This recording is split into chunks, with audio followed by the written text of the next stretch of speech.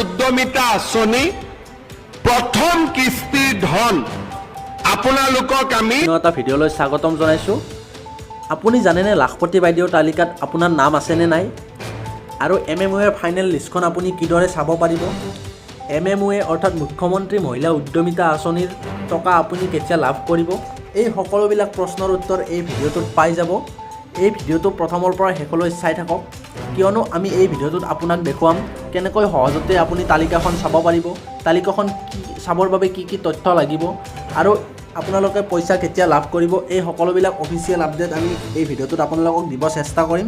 ভিডিঅ'টো প্ৰথমৰ পৰা শেষলৈকে চাই থাকক আৰু যদিহে আমাৰ চেনেলটোলৈ প্ৰথমবাৰৰ বাবে আহিছে তেন্তে ভিডিঅ'টো এটা লাইক কৰিব, শ্বেয়াৰ কৰিব আৰু ছাবস্ক্ৰাইব কৰিবলৈ নাপাহৰিব, যাতে এনেধৰণৰ আপোনাৰ উপযোগী ভিডিঅ'বোৰ আপোনাৰ ওচৰলৈ আহি থাকে।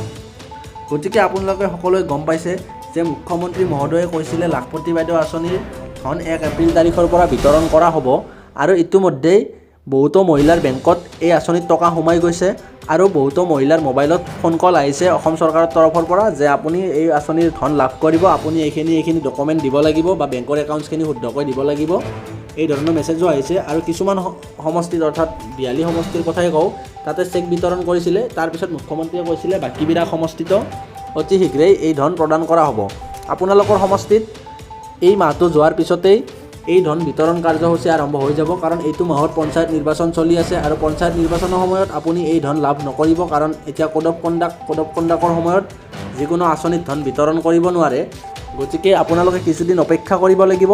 তাৰপিছত লাখপতি বাইদেউ আঁচনিৰ আপোনালোকে লিষ্ট যিখন মানে আপোনাৰ সমষ্টিৰ হয় লিষ্ট, সেই লিষ্টখন আপুনি পাই যাব। আপোনাক যিটো আপোনাৰ সেই জীৱিকা সখী বাইদেৱে লৈ আহিব আৰু ভেৰিফাই কৰিব যে আপোনাৰ 3টাতকৈ বেছি সন্তান আছে নেকি, বা আপোনাৰ ঘৰত আপুনি ল'ৰা ছোৱালীক স্কুলত পঠিয়াই নে নপঠিয়াই, এইবিলাক এই ধৰণৰ। আৰু তাৰপিছত আপুনি যদিহে ভেৰিফাইড হয়, মানে এই আঁচনিৰ বাবে যোগ্য হয়, তেন্তে আপোনাক এই আঁচনিত অন্তৰ্ভুক্ত কৰা হ'ব আৰু প্ৰথম কিস্তিত 10,000 টকা প্ৰদান কৰিব, দ্বিতীয় কিস্তিত 25,000 টকা, তাৰে 12,500 টকা লোন হিচাপে দিয়া হ'ব আৰু তাৰে তৃতীয় পৰ্যায়ত 50,000 টকালৈকে আপোনাক দিয়া হ'ব। এই ধৰণে কথাবিলাক। আপোনালোকে ভিডিঅ'টো চোৱাৰ বাবে ধন্যবাদ। যদিহে আপুনি লিষ্টখন চাব বিচাৰে তেন্তে ভিডিঅ'টোৰ পিছত এটা লিংক দিয়া আছে, এই লিংকত গৈ চাব।